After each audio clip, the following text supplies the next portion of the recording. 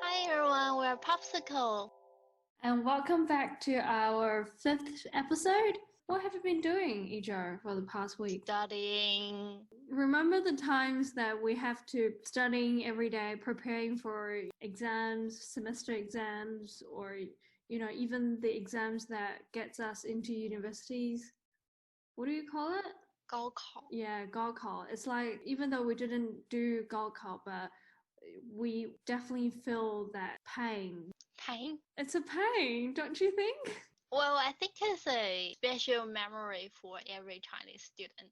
Yeah, but still, they work so hard for that. Because they have already studied so hard for the examination, so I think they have no regret when they go into the uni they want to go. They won't regret on how hard they worked on. So yeah. And so this week we actually bring you a TV drama that talks about Gaokao and talks about family relationships. Do you know this drama? This drama is called A Little Reunion. A little reunion. It doesn't sound like something related to school, but more like a family soap drama.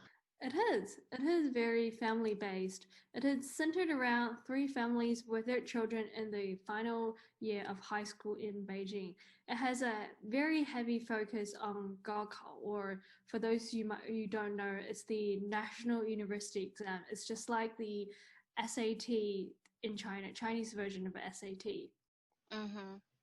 In that mid of busy preparations that we probably all heard of, many social or family issues that would happen to many Chinese family also mentioned in this drama and affect their preparations as well. So it's very interesting and close to the real Chinese people lifestyles. Yeah, because Gaokao is really a big thing for a family in China.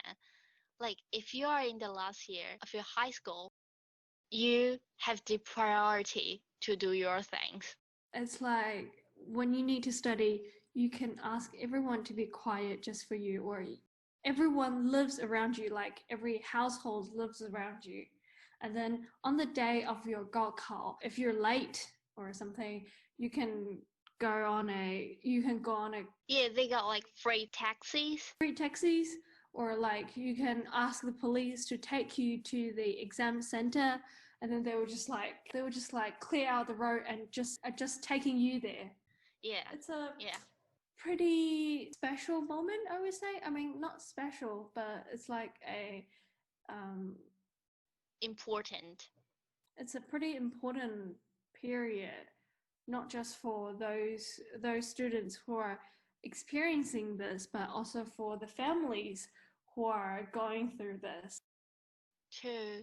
Yeah. One of my friends, she had Gaokao last year, but her mom was like crazy about everything, and they got a special recipe for her, like just for the Gaokao nutrition intake.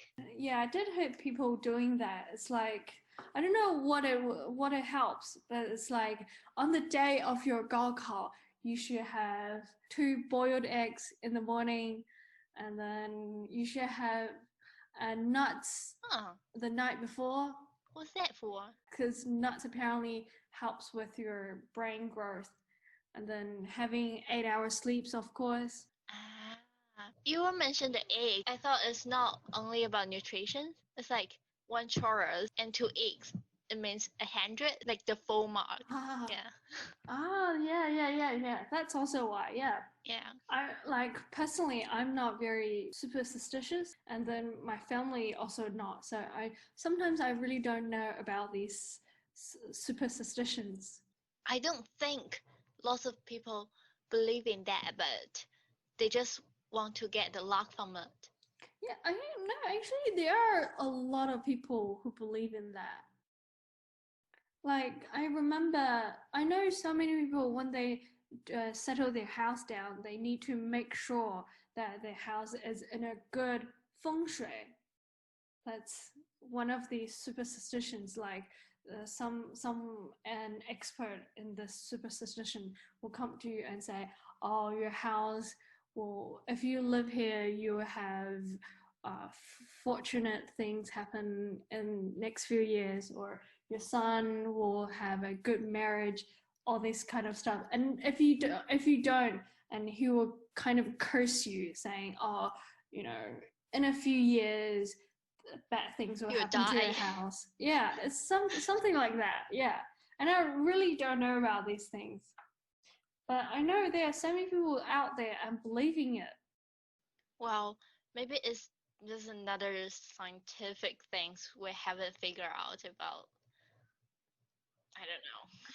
So, do you know what this drama like? So we kind of like touched on it.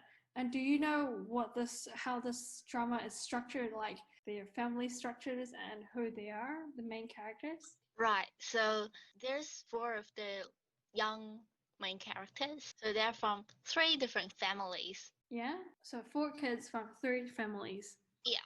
Okay. So the first one called Fang Yifan. That's the main character. That's like the the starting point. He, the boy, comes from a very happy family. Uh-huh. Everyone just looking forward to have that kind of family. His parents are both middle class workers. They getting well paid. They got their own house in Beijing. Everyone who has a house in Beijing are probably like the richest group in China. So for the citizens in Beijing, they are like the middle class. I get you. I get you. So Fang Yifan's family is in a stable structure because Fang Yifan's dad. He works at a medical company, like they sell medical stuffs. He's really kind and popular. Not popular, but easygoing. Quite cool. Yeah, all the kids wants to go to him when they get trouble, like that kind of image. Yeah. Yeah. Yeah. Quite cool. Yeah. I quite like him.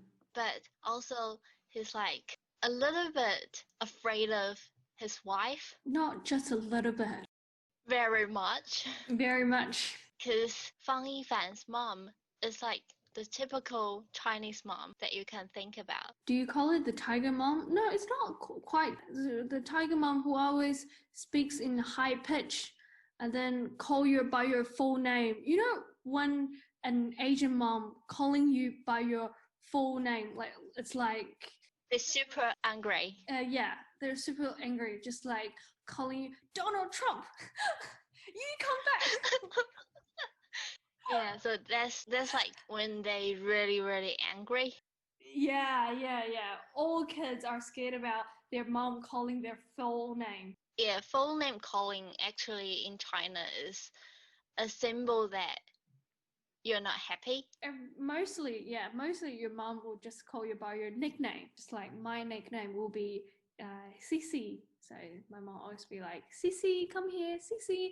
Normally, the mom just call Fang Yifan Fan Fan. So that's like the nickname of Fang Yifan. Yeah.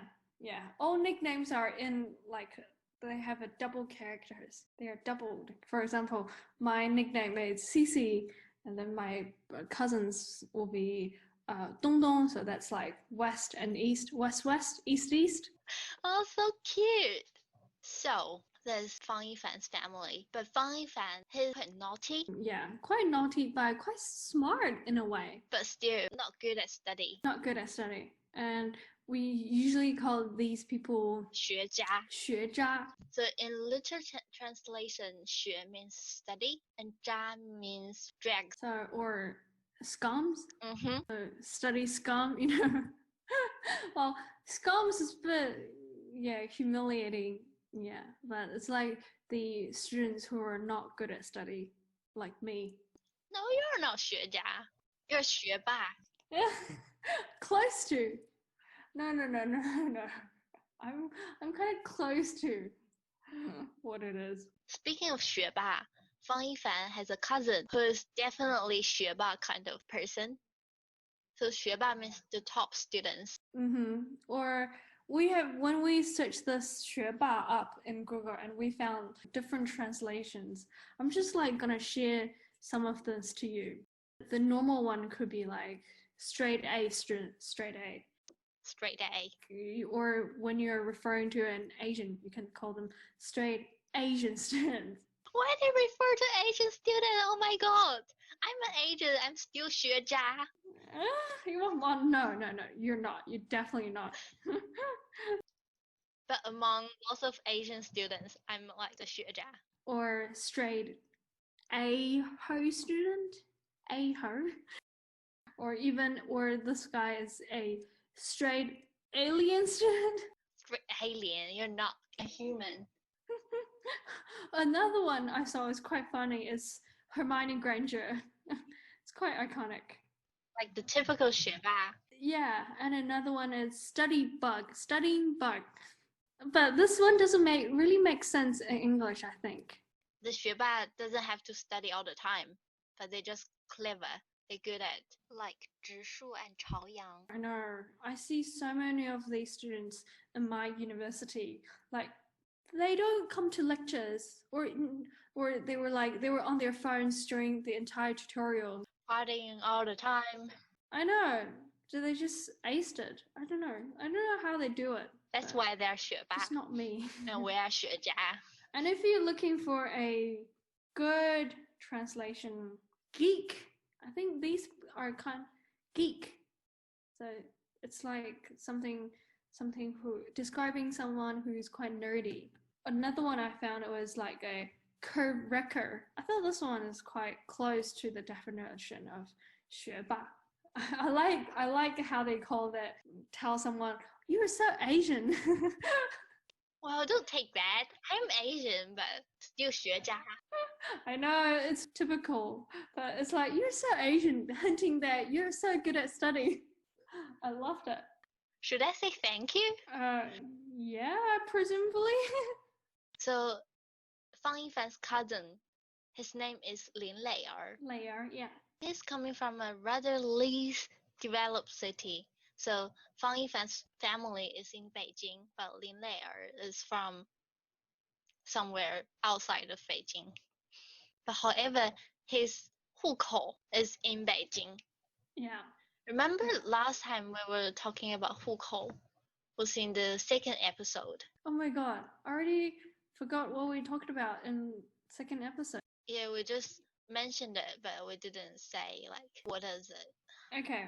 I think so in this episode we probably can go this into a bit detail. 户口 is the household registration system in China. It's quite special. Yeah, and then there are so many discussions around this one. This could affect a national's economy, affect someone's economic status or even socioeconomics, affect a city's population. There are so many things that we could talk about. So maybe we can talk about this in our next episode. So that'll be next week. So that Lin Lei'er's 户口 in Beijing is a good thing for him. Yeah, he definitely gets the advantage. I wish I lived in Beijing too. Well, then Gaokao will be so easy for you. Yeah, I think so. But well, I didn't participate in Gaokao, so. So because Lin Lei'er's 户口 is in Beijing, he has to leave his hometown and take his examination, the final year high school examination in Beijing. That's gonna be so lonely. It's okay because Lin Lei'er went to Fang Yinfan's family. He got relatives. At least a bit of comfort. But still, it's like going through the most crucial moments without your family. Still a bit lonely. In the drama, I think the background story is that Lin Lei'er's mom already passed away. Then we can talk about the third main character. So the third main character called Yingzi, she is... Yeah, I really like her. Like, she's so cool. She's awesome. So Yingzi and Fang Yinfan are childhood friends. They both live in Beijing. Yingzi is from a single parent family. So she lives with her mom, Song Qian. So when you think Fang Yinfan's mom is quite strict, Song Qian is 10 times more stricter than Fang Yinfan's mom. It's like Yeah, when we speak about Fang Yinfan's mom, as we describe her as the tiger mom, and then Song Qian can be like a level higher, so that will be like the lion tiger mom. I think Yingzi's mom is kind of like Zhu Chaoyang's mom from The Bad Kids. Yeah, how like single parenting family got the issues. Yeah, that's a good point because I don't know if we have any like single mom listen to our shows. I feel like even though I live under a single parenting family, I feel like the single mom, but it's mentioned quite many times in the drama as well. So it's like the single moms only have one thing to take care of. That's my child. So they put so many things and so much expectations just on their child, and then that will eventually breaks out. And for Yingzi's mom, she was a teacher. Yeah, yeah, she's a teacher, and then but I think she strives for the best for Yingzi. Yeah, for Yingzi's study. Yingzi is like she couldn't quite deal with it, and she has so many conflicts with her mom about where she want to go, what she want to do, that kind of stuff. So Yingzi has a big pressure on study and other things. If you talk to an Asian mom, not from like a migrant Asian mom, but a real Asian mom who lives in China, and then the mom will tell you 1,000 of others will surpass you if you lose 1 point. Like if you lose 1 point, you probably there is a chance that you lose your university, like lose your dream university. You've heard about this, right? Yeah, like So Yingzi is quite good at study, but not as good as Lei are. So for Yingzi, Lei is like the kids from the other family called 别人家的孩子. 别人家的孩子 I don't know. I don't know if it's a common concept in the Western countries. I don't know. Like the place out of China. Chinese parents really used to have those little comparison between you and the neighbor's children or the relatives' children. I get compared a lot. When I was young, my mom always says, "Look at what she's doing. Look at you." The kids from the next door get full points in a blah blah blah competition. She got #1. Look at you. Yeah. And then my mom's still doing this. My mom's like, "Oh, I have a friend. Her child is about like 25, and she's married. And look at you. You should be married in 3 years' times." It's crazy. I'm just like, calm down, mom. I'm still young. Yeah, my mom is like, oh, one of my college kids, he went to a blah blah blah uni and now he found a job in blah blah blah company and he get well paid, blah blah blah, and look at you. Yeah. But they need to recognize, they need to realize that everyone's different. Everyone's unique. They have their own things to do. So I think this is what Song Qian needs to realize too. But Yingzi's dad, his name is Qiao Weidong. He's quite funny. He's so funny. Even though he divorced with Song Qian, he's not like the father of Chao Yang in The Bad Kids. He's quite responsible. Yeah, he's so much nicer. So Yingzi's dad is rich, really, really rich. So he bought a house just for Yingzi to play. Amazing. I wish I had that kind of dad. So Yingzi is a big fan of Lego, and Yingzi's dad just buy different kinds of Lego. Yeah, buy her a toy house, toy apartment, just to put her all her Legos and all other toys. It's like the best, top dad. Yeah, I know. But it's also because Song wouldn't let her to play this around at her house. Yeah. You'll definitely see more of Yingzi coming to the end of the show. It's like she's gonna take a big part of this show. Because of her mom, she got some mental issues, as you can imagine, under that kind of pressure. recommend you to watch it by yourself to see how Ying's personality and her mental health develops. It's going to be really, really interesting. So let's jump into the last character. His name is Ji Yang. His nickname is Yang Yang. His parents is another kind of typical Chinese parent structure in China, which is they leave the kids and busy with their works when the kids were young and come back when they experiencing Gaokao. Yeah. So many kids will be like, well, you didn't raise me when I was young. Why do you come back? Like, now you're caring about me? Yeah, many kids will think about, many teens, they will think like that. I think it's a quite normal thing in adolescents. They don't really want to get to know about their parents. Probably. Yeah, especially when Yang Yang is quite rebellious. He loves car racing. Car racing, yeah. He has fancy cars and he's quite rich. His dad works in a government. I think he's a mayor of Beijing or a district. A district. So in a city, there are so many districts. It's like in Beijing, you get, I don't know, Chaoyang district. Shunyi district. Yeah, so many of that. And he's probably works at one of the district council. Yeah, and Ji Yangyang's mom works at the Planetarium Museum. Planetarium. It's like we study everything about the space. Both his parents work for government. Okay. That needs a bit of clarification. So his dad directly works at the district council. His mom works at the planetarium. This is not very government directed, but it's state owned. Yeah, she's 公务员. 公务员, it means that everyone works in state-owned company or government offices or everything state-owned, everything government-owned. But I mean, they're different. Like in government office, in a state-owned company, it's different. But I think for his mom's situation is more directly owned by the government because it's a Beijing. Yeah, all these like planetariums are probably free to go, and all the money are paid by the government budget.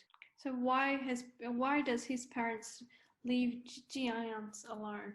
Ji Yangyang's father, he works for the government in order to have a higher title. Get promoted. Especially in Beijing. Somehow they have to go to somewhere outside of Beijing. So it's like if you want to get promoted in government offices, it's like sometimes you need to be sent to other cities where it's quite not very developed. Once you've done well there, then you can come back to where you belong to, where your hometown is. You can get promoted in your hometown. Yeah. So that's why Ji Yangyang was not grown up with his parents. And there's one more kid in this drama. It's called Tao Zi. So Tao Zi is Yingzi's best friend. She lives with her uncle as well. His mom and dad are international volunteers. Yeah, they were international volunteers volunteering in some kind of like poor countries. And yeah, so following this drama, you can see so many different aspects about Chinese people lifestyles. It's just so depressing watching Yingzi's family, everything Song Qian does to her.